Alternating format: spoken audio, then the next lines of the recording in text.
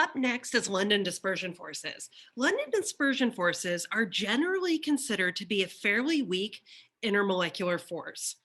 They exist in all molecular covalent compounds. However, it's the only IMF in nonpolar in is the wrong word. It is the only IMF between nonpolar molecules or nonpolar atoms. So it's generally really weak. So I said it's weak, but it's usually, unless the molecule is very large.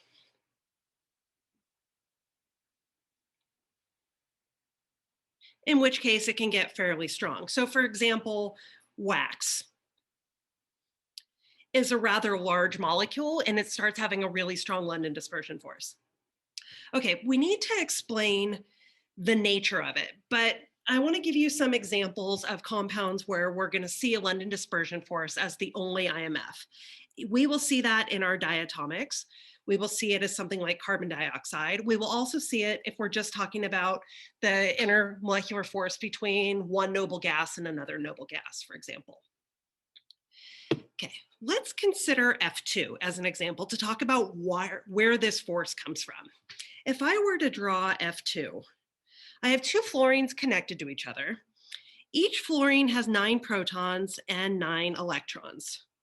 The protons are isolated in the nuclei of these two atoms, but the electrons are rather free to move. There's also,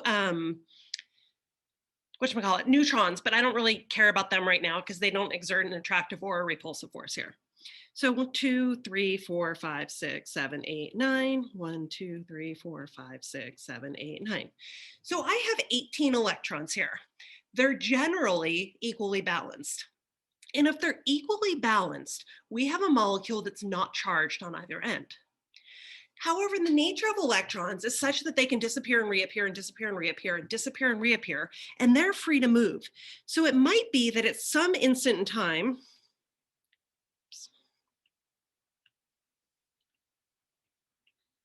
I might have fewer on one side than I do on the other.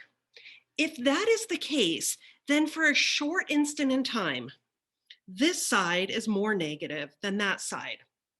We call this a temporary dipole, meaning it's polar, but it's only polar for an instant because these electrons will go back and reorient themselves and spread out again. So it's only momentarily more negative on one side than the other. If this fluorine is near another fluorine molecule that's doing the same thing, that has like a negative end and a positive end, then we can have an attraction between these two. And that attraction between these two would be the London dispersion force. Really, I should draw these arrows the other way.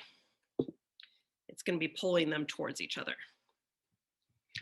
Okay, now, if I were to compare instead I2, iodine is much bigger than fluorine. It has several more shells. Each iodine has 53 electrons. So I2 is going to have 106 electrons total, which means if I'm looking at the imbalance of electrons, I have a much greater capacity for imbalance. I might, let's just talk extremes, have 104 on one side and 2 on the other, which is going to be a much bigger difference than if I have like 16 and 2. So if we have more total electrons in the molecule,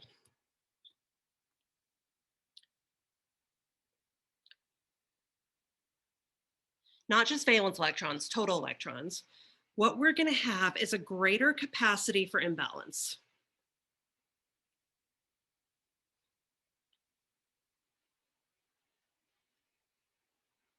Some texts refer to this as more polarizable.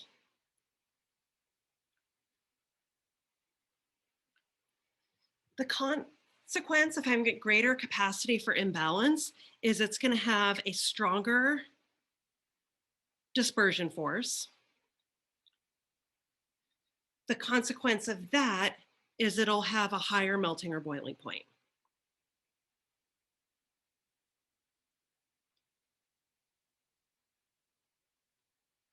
So if I'm asking you to make a comparison of two nonpolar compounds,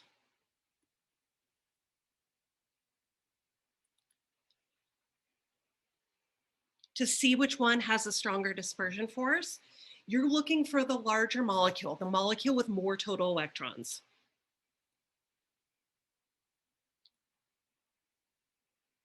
And total electrons is roughly proportional to molecular weight.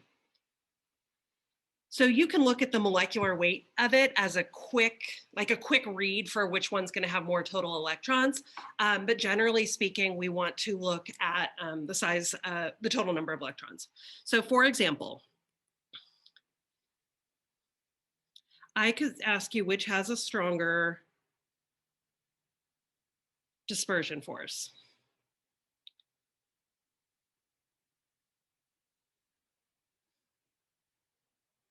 CO2 or N2.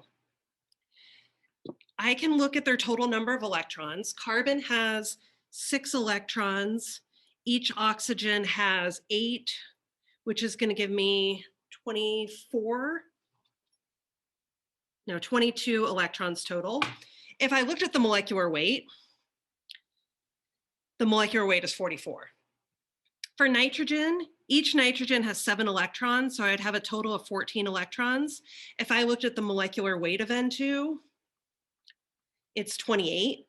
So do you see how I can look at the molecular weight and it gives me the relationship of the electrons as well? The one with more total electrons is going to have a stronger dispersion force. I have a couple of them for you to try now.